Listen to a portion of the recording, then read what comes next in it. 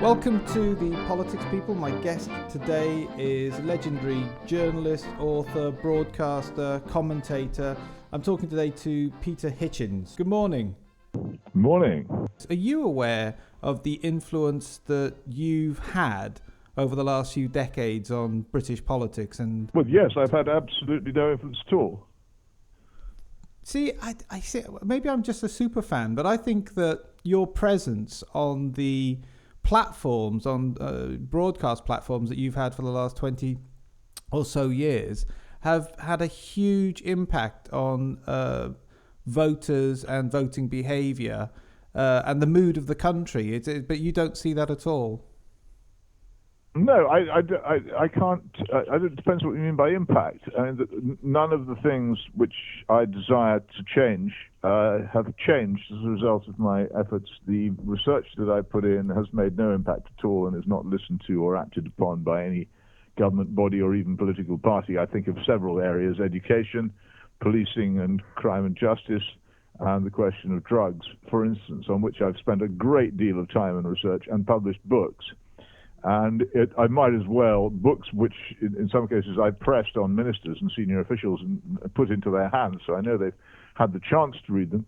But for all I've seen as a result, it's made no impact. So and also on other journalists, I can't open a newspaper without reading something saying, well, let's have more police officers. And I keep explaining over and over again, you could have a million police officers. It would have no effect as long as they continue to do the wrong thing. And it doesn't, and I've produced over and over again figures showing how when the police were more effective, there were fewer of them, both per head and as an absolute figure. And I might as well have saved my breath. I'm told repeatedly that the war on drugs has failed. I established years ago there had been no war on drugs in this country over the past 40 years, rather the reverse. But I might as well not have written it. And I can show over and over again the advantages of having academically selective state schools. But there is no serious move towards that, just the occasional gimmick. I'm still confronted by people who argue, oh, well, because the tiny remaining number of selective state grammar schools aren't good examples of allowing the children of the poor in, then that would mean that a national system of the same kind would work in the same way. It's just obviously wrong. But I might as well not have written or said a word or syllable that I have spoken. The whole thing, as far as I'm concerned, has been a complete and utter waste of time. And what is the point of writing about major issues if it has no impact upon policy whatsoever? What is the point of research if it doesn't enter into the minds of the people who need to use it, who continue to believe things which are demonstrably false? And they believe them because it suits them, I believe. I don't think they're unaware of what I'm doing. I think they're just not interested. The suggestions I make would involve some difficulty and some unpopularity and some hard work, and people don't want to do that. So there we are. In the party political machine, and just generally in life, we can't choose the influence that we have. But don't you see any correlation between your stoic presence for the last few decades and the rise of the Melanie Phillipses of this world, or David Starkeys? Well, Melanie and I are completely opposed to each other on so many things. But on issues, I totally, on policy, I can see that. What I'm saying is that I remember a very bleak time when the battle had been completely lost and there were no common sense voices brave enough to take on. When was that? I'd say the mid-'80s leading up to Blair in 97. Well, yeah, but the thing about the mid-'80s is because the Cold War was still on, and we lived as a result in a fool's paradise. And as it happens, when I think back over that time, I don't have any great nostalgia for it because it was a fool's paradise. But all kinds of things which are now pretty much heretical were then more or less consensual. People genuinely believed, for instance, that communism was a bad idea. National defense was a good idea in most cases. And economic policy was at least based on the idea that you shouldn't actually wreck your economy as a matter of public policy. And the fanatical egalitarianism, which has now been extended to the universities was far weaker than it is now, and you could speak much more in dissenting terms, whether it be on the issues of the sexual revolution or anything else. There wasn't this awful atmosphere of, oh, if you say that, you'll lose your job or be driven from public life, which makes people simply shut up now. And it was still more, I should say, probably more formally a Christian society as well. Not because Christianity was much stronger, but because the end of the Cold War brought in this terrible blast of freezing clean cold air into what was really a sort of mummy's tomb, and everything that had previously seemed certain and solid collapsed. But the thing was that a lot of people thought, oh well, the Cold War having been won, we've defeated the communist menace. But in fact, the reverse was true. In fact, the Marxism was liberated to try again, as it has been very actively ever since. But I cannot get anyone to see this. I mean, I go on. I point at the extraordinary, the amazing revelation by himself that Blair himself was a Trotskyist, which if it had been made before 1997 would have been a million-volt Fleet Street story and would probably have cost him the election. It came out on a Radio 4 program a couple of years ago, and nobody even noticed it apart from me. The numbers of people in Blair's cabinet who were supposedly ex-Marxists, not that any of them ever made any particular profession of having given it up. It's just they kept quiet about it. And people say, well, what about you? And I say, well, yes, of course I was a Trotskyist, and I've always been frank about it. And I tell people when I was and when I left and why I changed my mind. You look at these people, they're terribly embarrassed about being asked because they remain in spirit revolutionaries, and that's why they went into the Labour Party, and that's what they intended to do. But they understood that revolutions weren't about storming the Winter Palace with bayonets and fur hats on. They were about seizing control of the television studio and the school and the newspaper and changing the culture and the morality of the country, which is what they've very successfully done. And people still to this day tell me that the Blair government was right wing.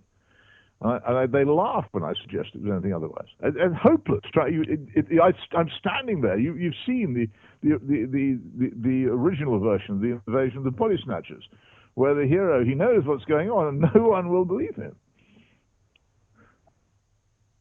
I can't tell you. If you ask me these questions, this is about the only way there is of making me actively furious, because you remind me of the enormous amount of effort which I've expended on trying to rescue a civilization from suicide and getting absolutely nowhere at all.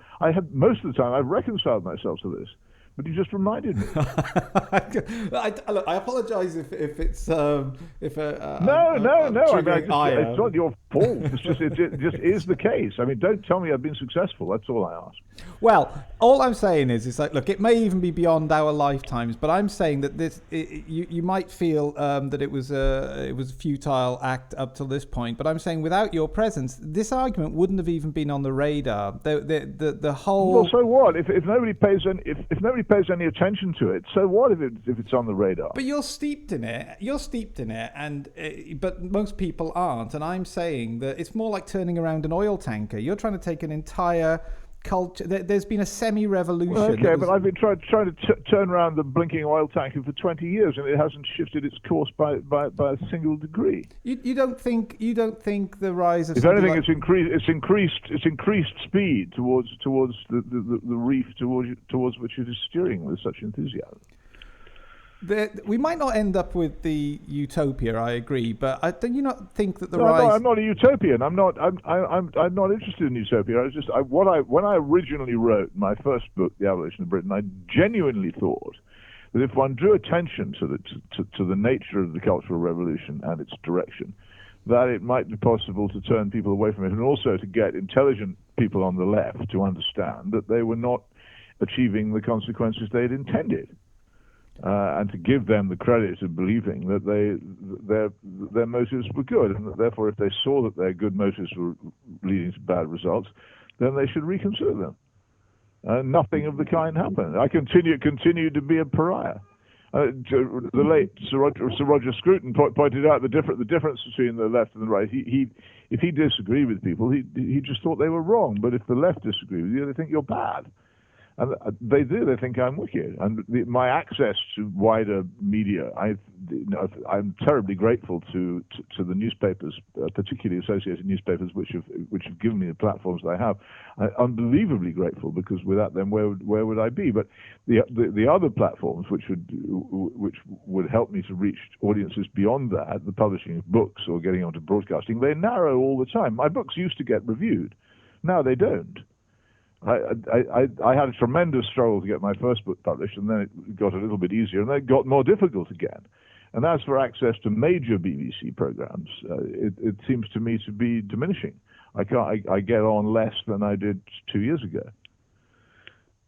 I feel a very strong narrowing of the spectrum of acceptable thought, and it leaves me very much out in the cold.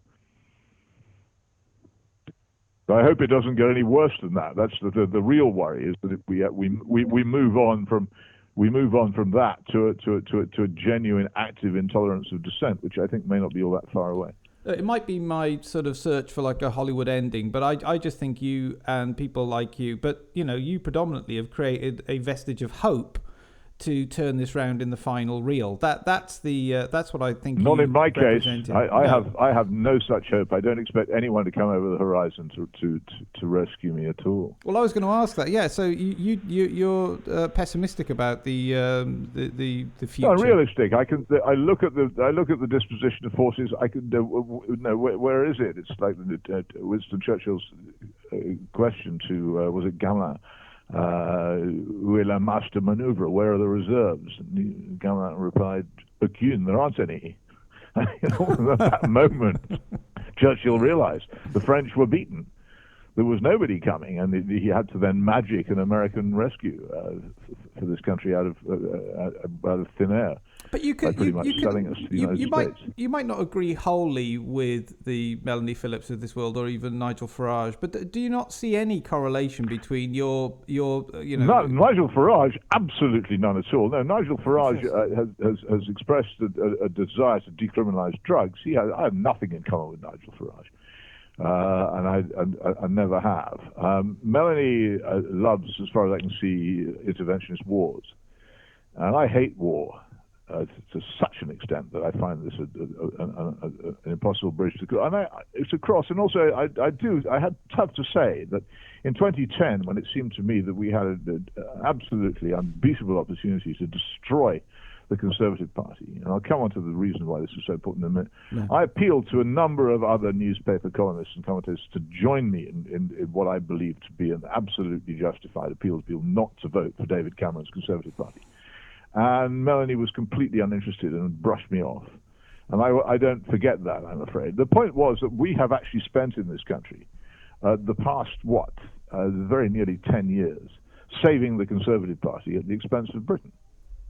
Agreed. That's what it's all been about. That's what the referendum was about. It was an attempt to save the Conservative Party at the cost of the country. And what we now face, a long and messy, and I think a lot of people will find very disappointing semi-exit from the European Union, is not what people like me were seeking for. Because I recognized that the objective which I had was an orderly departure from the European Union under a majority government which had stood for Parliament on that basis, would involve a political revolution in this country in all kinds of areas which need to be changed. But as it is, all we've got is a pseudo exit from the EU.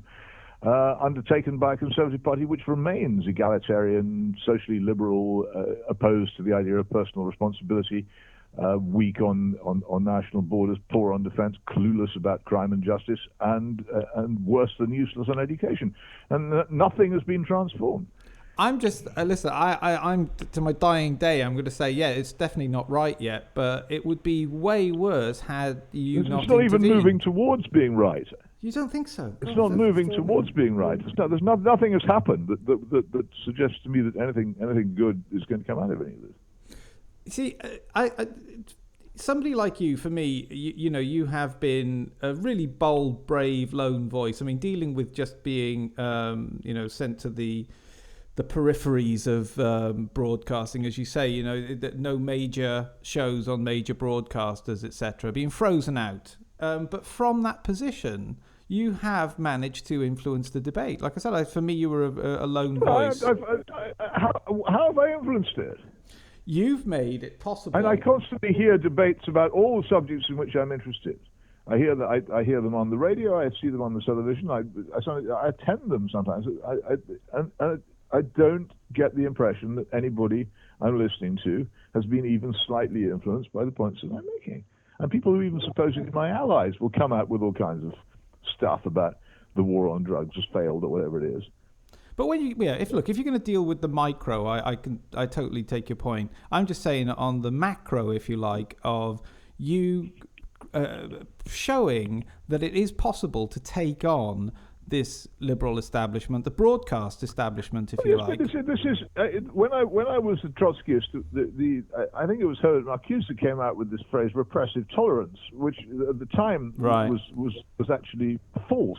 And what he was saying was that the wicked bourgeoisie allowed us to speak out from the left because they simply wanted to destroy us by not giving us the not dignifying our activity with a reply or response. That greatly underestimated the strength which the 1960s left would have once they left university and went out into the professions. But what we have now is a sort of repressive tolerance. Yes, I can say it, but there's no echo. It's like being a man without a shadow. I can say it, and maybe a small number of people in a room might applaud or pay some attention. But that's it. I've said it. No reply comes back. It's as if I hadn't. It's as if the water closes over my head. It's as if I hadn't said it. The one thing I might claim to have done, and this may be the justification for it all, is that some people who I have addressed at some universities may have understood from me the unwisdom of fooling around with drugs. And I suppose I could say that if I've saved anybody from that, then my purpose on earth may have been fulfilled. But it wasn't what I was intending to do mainly. I mean, I'm glad if I put anybody off drugs, but it wasn't my fundamental purpose. My fundamental purpose was to stop what I now see as a very, very real and imminent possibility, which is the legalization of those drugs. And we have a prime minister who's appointed aides in Downing Street who are in favour of legalization. And I believe the Conservative Party is rotten with legalizers. So it's just waiting for the opportunity when it thinks it can get away with it, but it hasn't happened yet. But it will come, I think, at the moment. I don't think I've managed to rally a counterattack to the immensely skilled and extremely well-funded propaganda of the legalizers, which has been going now for 30, 40 years. Yeah, exactly. And you know, the way we've gone recently in politics, we've got a semblance of some kind of libertarianism coming through, and hand in hand with that goes drug decriminalization or legalization even. The Adam Spliff Institute. Yeah, exactly. So, but what is your objection and resistance to the libertarian argument of just the well, it doesn't state? exist. You can't. Libertarianism is an incoherent word. And Karl Marx, as so often, was correct. He said, no man fights freedom. He fights at most the freedom of others. There are many freedoms, and they conflict with each other. And in any civilized society, a large part of what government does is to negotiate the conflicts of varying freedoms. You can't make a principle. I think a lot of people who can't bear the intellectual surrender, as I think they see it, of believing in God or accepting Christianity, try to construct absolute moral systems out of something or other, and libertarianism is one such attempt. They say, all right, let's make liberty the watchword. But it doesn't work, because if my liberty conflicts with yours, who is right? And to that you have to turn, it seems to me, to the moral fundamentals, and for that you need a religious position. It's an attempt to avoid religion, as so many intellectual exercises are these days. People really, really don't want to actually accept the possibility that there might be a God, and so they do an awful lot of things to get out of making that acceptance. Yeah, I'm not, but you're one of those interviewers who agrees with me. I mean, it'd be more fun for me if you disagreed with me more, frankly. But I'm not asking you to agree with me. I'm stating it as an argument against the whole idea that there can be even such a thing as libertarianism. I'm just more interested in your position in the world of politics and culture. I mean, as I said, for me, huge influence. I don't know what. I'm not there. You say that. It's extraordinary. I'm a fringe person. I don't have any. I have no influence. But since I don't get invited to. I mean, the one moment when I thought that I might have achieved some sort of entry into the amazing world of influence was I got a. I can reveal this now because it's of no importance. It doesn't put anybody in any kind of fix. Someone else disclosed it in a magazine, but I got a feeler from Clarence House to see what if I were invited to talk to the Prince of Wales, would I blab? And I said no. And I was then told by the intermediary that I could expect an invitation within the next few weeks, and none ever came. Oh, and I later found out in an article by Tristram Hunt in, I think, Prospect magazine, that what had happened was that Charles's then advisors had discovered that he was anxious to talk to me, and they'd simply told him, if you talk to that man, then it ever comes out that it will do you terrible damage. And so the invitation never came. And I thought, oh, well, in that case. My opinion of the Prince of Wales fell a bit because I thought it was a bit gutless, but I thought, okay, right, well, there we are. But he was interested in the abolition of Britain, my 1999 book. That I was told, and he did want to discuss it, but he was just his advisors, who were of course highly political and well to the left of me, didn't want that to happen. I'd still maintain, you see, I think that you're not factoring in the effect social media's had. I think that your position has. You have to quantify this alleged effect. All I do is entertain. I've tried to quantify it. I don't change anything. It's not. There's nothing I do makes any difference. I'm not saying you're getting the outcome that you expressly set out to achieve. What I'm saying is that your presence has. I think it's added to. Look, you have shown. It's added to the gaiety of nations. But that wasn't what I set out to do. No, that's a different thing, though. It's like telling someone who goes off to make an expedition to the South Pole that they've increased the readership of boys' comics or something. It's nothing to do with what I wanted. Sure, it's nice to have people who enjoy listening to me speak or have arguments. Okay, great, but it hasn't made any. Well, it might not have yet, but I think it's more like, maybe. Well, wait, and it's not good. Well, there's absolutely no reason to believe that it will. I think you found the little hole on the Death Star. I really do. I think you found out how you demonstrated how you can take on establishment broadcasters with patience and with, you didn't lose your rag.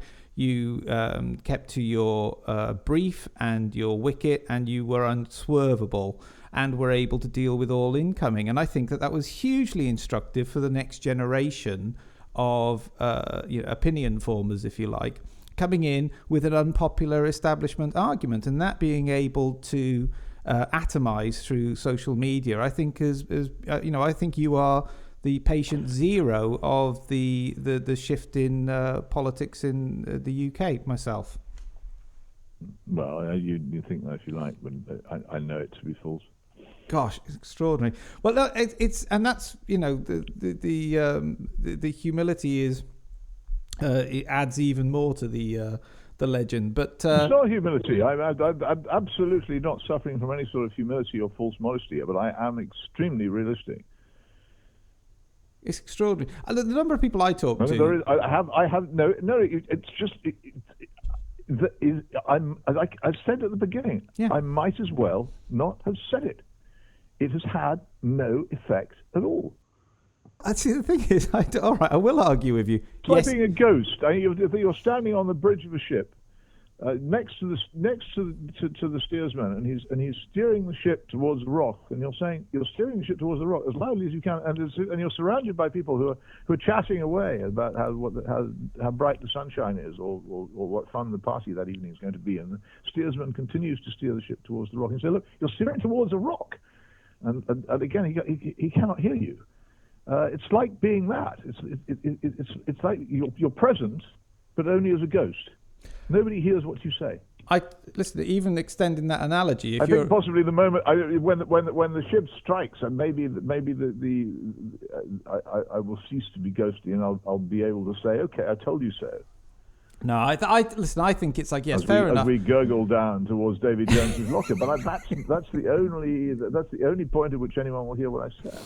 It's a shame that you see. Hitchens is right. Hitchens is right. They'll say as they go down. Many people say Hitchens is right now. Look, the machine that we've got. Well, no, not many people don't, and nobody of any significance in politics or power does.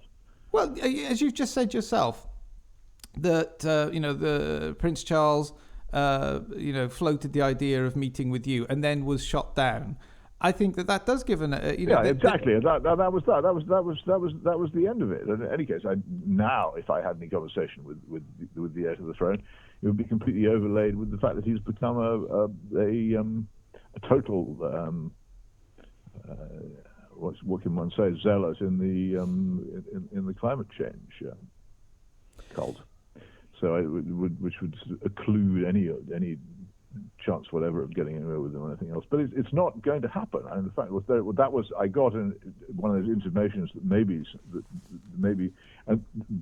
somebody in a position of authority or influence might be interested when I say that's the only one I've ever had, and it was shut down. Even if it's just me, you've had an enormous influence on. You've had an enormous influence on me, but like I said, not just the content of what you're saying. It's sweet of you to say so, but how much influence do you have over government policy on education, crime, foreign policy, or anything else we care to name? Oh, less now than I've ever had. Absolutely true. Well, you haven't got any, and so it doesn't. It's nice that I've persuaded you, but it doesn't make any difference. Well, you see, you say that, but don't you think, even if you don't like... Look, I mean, here's another thing. I spent ages and ages and ages campaigning to try and save the good name of Bishop George Bell. Yes. The late George Bell, Bishop of Chichester, died in 1958.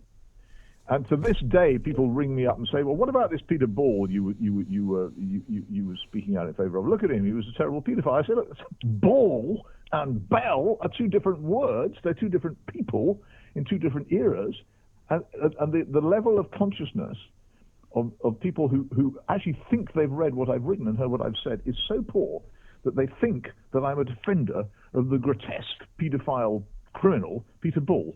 That is an actual instance. I mean, I remember once seeing a survey of British opinion in which it was revealed at the height of the Troubles that 13% of the population of the United Kingdom believed that the Irish Republican Army was a Protestant organisation.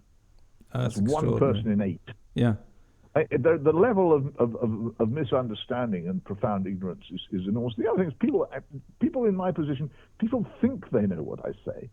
And some of them are people who hate me, and some of them are people who profess to admire me, but they don't actually know what I say. They don't actually notice what I say half the time.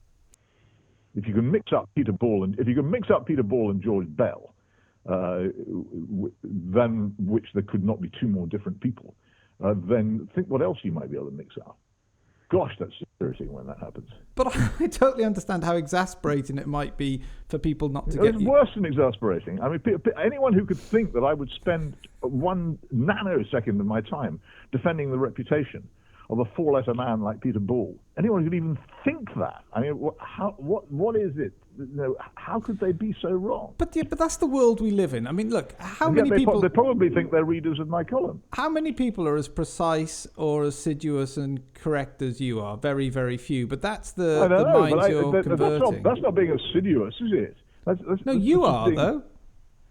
No, I know, but if a misunderstanding so profound can be actually quite alarmingly common in my experience, then what... Yeah, no, I get it. What do you think? It's like one of those Far Side cartoons, the Gary Larson ones, where you have the owner of the dog saying one thing, and you don't have the explanation of what the dog thinks he's saying. Yes, quite. it is not the same. You just think how much of what I'm saying is actually getting across? I think a great deal. I think a great deal. Yeah, well, maybe. But you can't produce any evidence. Well, I can. I'm just about to. I don't think that and it's not just you. Don't get me wrong. I'm not saying, but I'm saying I think a combination of you and the occasional people like you, and then social media coming along, I think did get the Brexit vote through where it wasn't predicted, and Trump getting elected. Of that.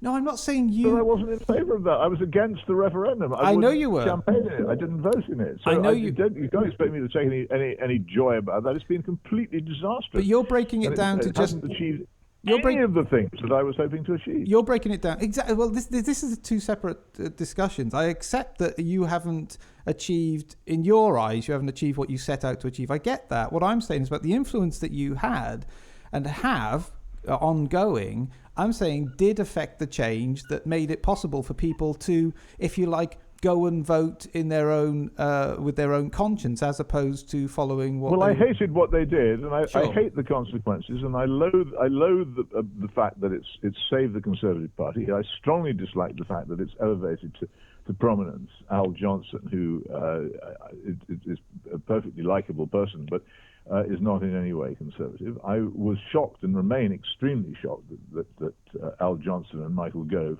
people whom I would have assumed were against our leaving the European Union, in one case told me so at great length on one occasion, have become the leaders of the movement to take us out of it. But it obviously isn't the movement that I wanted, because if they support it, then it can't be the one that I wanted to happen. So it can't be, and it isn't. I mean, I never cared about. You may want to enjoy the tangy flavour of chlorine-washed chicken and hormone-fed beef and all that stuff. I never cared about trade. What I cared about was preserving our legal system and our national independence as far as possible. And these things have got to be pushed to one side by some frenzy about trade deals with Donald Trump. I care. It wasn't remotely what engaged me with the European issue. Absolutely, but again, I'm sort of saying I think the difference is, our dispute is between particular policies or outcomes that you were seeking. No, but you're telling me that I should be pleased. No, I'm not. I'm absolutely. That I didn't want and don't like. I'm not. You can be very displeased. Okay, I thought that's what you said. I'm saying that your presence has been a huge influence.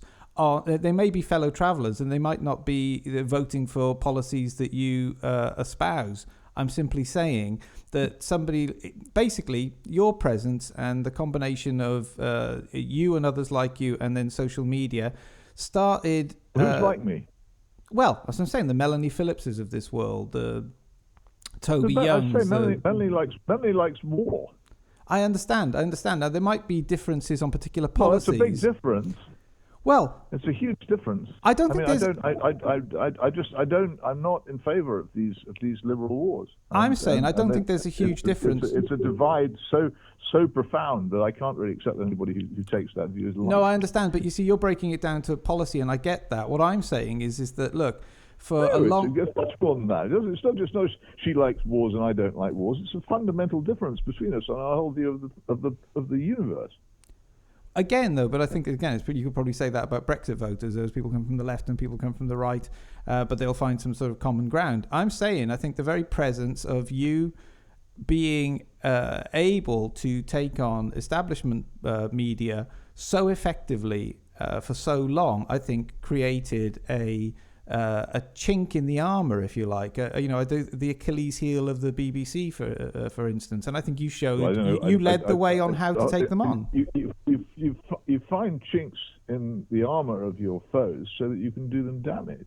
And I think I think it has done them damage. This is the thing. But I haven't. I mean, and material damage. The point of finding a chink in somebody's armour is to be able to attack him through that chink.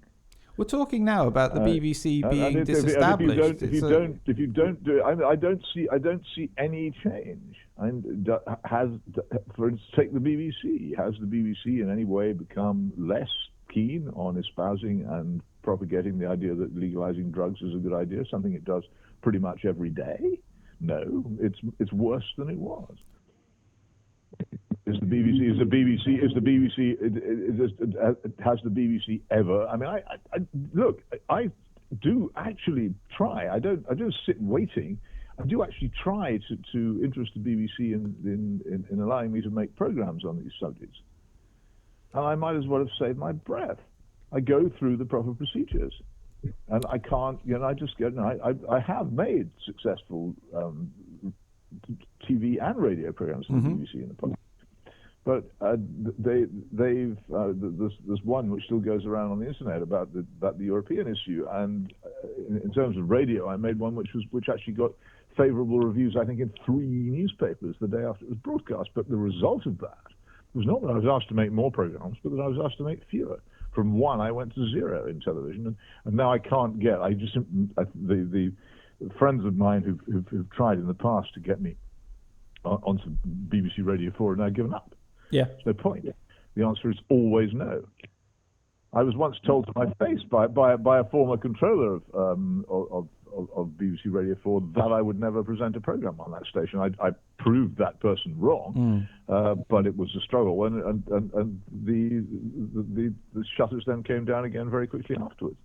But for an organisation that's getting £3.5 billion of public money every year, to start now, openly saying, okay, we're going to move 3/4 of the personnel around the country. The audience is now starting to openly defy buying licenses. They're openly saying, okay, this might be the time for the end of a state broadcaster or a state subsidised broadcaster. I do think this is change. It might be slow. I'm in favour of the BBC. I think it's an institution that's necessary. I don't want to dissolve it or abolish the license. I want the BBC to exist. I just want it to reform itself so it makes a much more serious effort to be the impartial organisation it's obliged to be by its charter and agreement. But I can't. It never happens. I do these things that other people never do. If I see a program on the BBC which I think violates this impartiality, I write about it. But what I also do is I go through the BBC's formal complaints procedure as an individual license payer to make this point and to pursue it to the limits of my ability to get this considered. And what I find is a complete inability in the BBC even to understand that they've done anything wrong. And I pursue these complaints. I really do. I argue them very carefully. And what you find once you get to the point with what's now called the Executive Complaints Unit, where you're actually in contact with the BBC official, which most complaints never reach. Once you get to that point, what you find is they simply, flatly ignore everything that you say. I completely agree. They don't reply to it. They become unresponsive. I mean, this is what happens to me in most of my arguments. Absolutely. But I may find an interlocutor, but that interlocutor is not listening to what I say. And if I rebut what they say or indeed refute it, they ignore it. And they don't attempt in any way to rebut what I say. And I'm simply saying there is no dialogue. It is. But I've established this, and I continue to show it every time I do it. I've established it by making the effort. I do try, and I can tell you that again, I was wasting my time. I'm saying, except in terms of the learning. The one thing I haven't wasted my time is I have learned that we in this country have a more iron-bound and total shutdown of free speech than you could conceive of having existed 20 or 30 years ago. There is no freedom of speech or thought in this country. Agreed. There is an appearance of it, but in reality, only some things can be said anywhere where anyone will hear them. I couldn't agree with you more. I'm simply saying, but for your presence, things would be even worse. And that might not be. Well, I don't think that's not measurable. I don't know, but that's not. It's not much comfort. Well, you've introduced these subjects onto the public agenda, and you've demonstrated a way to actually get your argument across without being completely smothered by the establishment. What do you mean by the public agenda? What do you mean by the public agenda? I'm saying 20 years ago. Where is this document pinned up? Where can I see it? Well, I'm saying I think you can see it in the results of the general election and the election of Trump. I think that these are subjects. Why? Were what, a general election in which two parties of which I despised clashed and one beat the other. I'm supposed to take some satisfaction out of that? No, I don't want you to take any satisfaction at all. This is not. Well, then stop telling me I've made an impact. For goodness' sake! But you have made. It's exasperating. I'm not even saying it's a good impact. Every time you say it, you just make me more and more inclined to put the foot down. I mean, what? How many times do I have to tell you? I've been the one trying to do these things. Yes. I know how much effect it's had, and I can tell you nothing. And telling me repeatedly that I'm wrong isn't going to change my mind. If you give me an example, I am giving you an example. Telling me that I may have contributed to the victory in the election of Alexander Boris to Pfeffel Johnson is not going to cheer me up. I'm not trying to cheer you up. I'm simply saying. Nor is telling me that I may have contributed to the victory of Aaron Banks in the referendum. All right, which I didn't want. That's not going to cheer me up. Fair enough. I am slightly saying that. Just drop it, would you? I have not achieved anything. I know it. There's nothing you can say is going to alter my opinion on that. I know what I set out to achieve, and I can see exactly what happened. Well, that's fair enough. That's fair enough. I'll take that. For me, you've achieved a great deal in that area, but I accept your. Well, I know what that means. Well, the world was a different place before you showed how that you can take. But it isn't. You could not identify a single material difference. Brexit and Trump, I think I can, and I think God bless you for it. As I said. Well, both of which I despise. Yeah, yes, thank you very much. Well, I keep telling you, what I said about Trump and what I can see you says, Trump is what happens when you, and indeed that referendum is what happens when you ignore people like me. Quite. I said it quite clearly. I said it soon after I published the abolition of Britain. I said, the people I'm really trying to reach are the left. I'm trying to say, look, you on your own terms, by your own standards, you're failing to achieve what you wanted to achieve, and you're actually making things happen which are bad for you and for me. Can you not change your mind? And also, I said, if you don't listen to me, then there are people who are coming. Beside whom I am the sweetest and most harmless person you've ever seen, and I didn't envisage that they would take the form of Donald Trump or Aaron Banks, because I didn't know, but I knew something was coming if my advice was ignored, and it's come. That's the extent of my failure is the precise thing which I predicted, which is the decay of politics into demagoguery. Has happened. Was there a point of no return, do you think? Was there a point where we could have... Yeah, the point of no return was May 2010, when millions of supposedly patriotic English men and women voted for a party which despised them, against my pleadings. Yeah, no, I mean, and I knew it would be the previous autumn when I went to the Tory party conference to address a body called the Bruges Group. And I said, this David Cameron is not your friend, and the Conservative Party is not your friend. And I was heard in a silence so freezing that global warming was temporarily reversed. A number of people who were present have since apologized to me for the way in which they ignored what I said. But that was the point of no return. That's when I knew I'd had it. That's when I knew I'd been wasting my time. And that the result of that election. And then when in 2015 the Tories actually won a majority, well, just in case I'd had any lingering doubts. And now, I used to be able to rely on Labour voters who I used to say they would rather tandoori their grandmothers and eat them than vote Conservative. That's gone. Yeah. The Conservative Party has now entirely taken over the mantle of Blair. The Conservative Party is now more or less run by the ghost of Alistair Campbell. It's true. That's true. Any course it's true. Hope. Yeah, no, listen, I agree with you. I'm just pointing out what the ripple effect of your presence has been, as from where I'm standing. That's all. It's not always necessarily to your. Well, it's just the thing is you have to separate the temporal from the eternal. Mm-hmm. I mean, there is my one of my guiding maxims is it's actually in one of, I don't like G.K. Chesterton all that much, but in one of the Father Brown stories there is one point where he says, and it struck me with the force of a blow when I read it, and still does. He says, we see the world like people looking at a tapestry from the wrong side. We misunderstand the importance of almost everything we do. I'm paraphrasing, I'm not quoting. But and then he says, what we do here matters somewhere else. And to that extent, yes, but that's not temporal.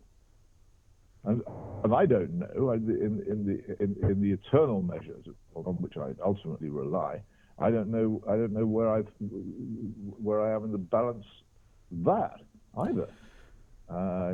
We're all haunted by the writing on the wall, aren't we? Mene, tekel upharsin. You weighed in the balance and found wanting. I think G.K. Chesterton said it better than I. In terms of the temporal, we've discussed this. In terms of the eternal, who knows? But there is obviously another effect which our actions have, which is measured in a different way on a different scale. Yeah, and well, listen, and I think.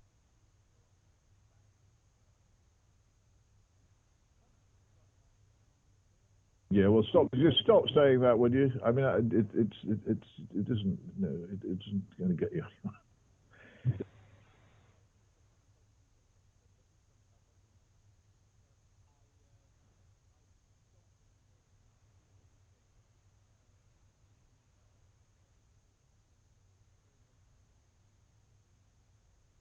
No, I'm happy to talk, but I just wish I could get it across.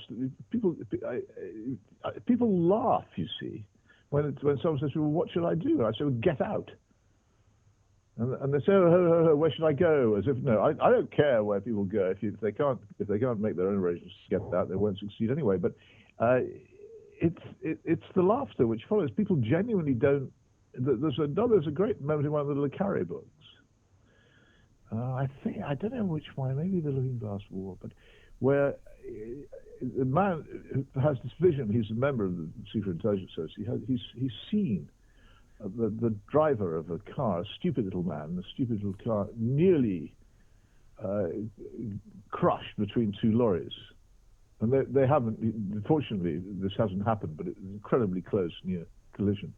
And he sees, looking out of the back window of the car, this is in the days before seatbelts, of course, the faces of the children laughing and smiling and thinking it's all great fun. Oh my word! Yeah, well, and the peril in which we find ourselves at the moment is particularly economic. I'd say. No, listen, I'm with you completely, but I'm just the complacency about it's so great that it sometimes. But take you out of the equation, and things are even worse. That's all I'm saying. I think you've got to give yourself some credit for at least being brave enough to be. No, nothing. Oh, I think speaking up is huge. I mean, as I said, you can tell me that you've had no effect, and that's absolutely fine. I'm just saying, but. Well, I say I might have had some effect on a few minds about the issue. Right. Yeah. But that's about the only measurable thing I could come up with. What is the future for that? Do you think we are now hell in a handcart, complete liberalization now in the West? A huge amount of money has been spent by very rich people over a very long time to buy the minds of commentators and indeed buy the minds of the public. And the cleverest trick of all is the pretense that marijuana is some sort of medicine, which of course creeps past all the defenses of the human mind when they see they're being told that some poor suffering child cannot be treated for his awful complaint unless marijuana is legalized, and after that they're anybody's. And that's been the principal disaster. I mean, if we had a robust commentariat of intelligent, skeptical people capable of seeing through that sort of thing, then we might have some hope. We'd have nothing of the kind. The other terrible consensus one sees is people are so gullible now over attempts to get them into wars. I'd spent a great deal of effort a few weeks ago, which was the culmination of many months of research. I was offered contact with people inside the Organization for Prohibition of Chemical Weapons who came to me and said, look, you must know that the OPCW has been suppressing vitally important details of its investigations of the alleged poison gas attack at Douma in Syria in April 2018. And basically the British, French, and United States governments attacked Syria on the basis of false pretext. It's a huge story. It's exactly as big as the weapons of mass destruction. And I wrote it, and I got it in the paper, and I since then the BBC haven't touched it, the Times hasn't touched it, the Daily Telegraph hasn't touched it, the Financial Times hasn't touched it. Nobody has. It's as if I haven't written it. It's just the water has closed over it. And if you went, if you took a poll of members of Parliament, they'd be unanimous in believing that the barbarism of the Syrian government was such that some kind of intervention in that country was justified. You'll find similar views about Iran, that somehow or other Iran is the only villainous country in the Middle East apart from Syria. When this standard, if applied to our ally Saudi Arabia, would require us to declare war on them tomorrow. It's nonsense, but people's minds have been completely captured by this drivel, and there's no fighting it. And time was. When I wrote that story, I so wished that the great Tam Diel, that great independent-minded member of Parliament, was still around to draw it, and he's gone. There is no equivalent of him now. And I'm haunted by the fact that if we had the level of journalistic integrity, I should mention there that Robert Fisk of The Independent has followed the story to his great credit. He's a proper independent-minded journalist. But if we had in 2003 the level of understanding of war and politics and diplomacy and the awful consensus and conformism of thought in these matters that we have today, if we have had those in 2003, then probably the fact that there were no weapons of mass destruction would now be unknown. Extraordinary. Ponder that. And this is the level of decay. I said the decay, which, I'm not a nostalgist for the 1980s, but by comparison with now, the 1980s were a time of free thought, open dissent, and generally functioning adversarial parliament, and that's all gone now. We live in a soft totalitarianism where any one view is really permitted. I still want to thank you for your shining a light on this, because I think without your voice, I think things would have been a lot worse. And I really do thank you again for taking time. Oh, they will get worse. And they will get worse. Yeah, they will get worse. You may rely on it. Well, you've been right so far, and I've no doubt that you'll be right again. But for today, I just want to thank you so much. Well, this is the curse of Cassandra. Yes. Always to be right, never to be believed. Sobering. Thank you so much for your time today. So I genuinely appreciate it. Thank you.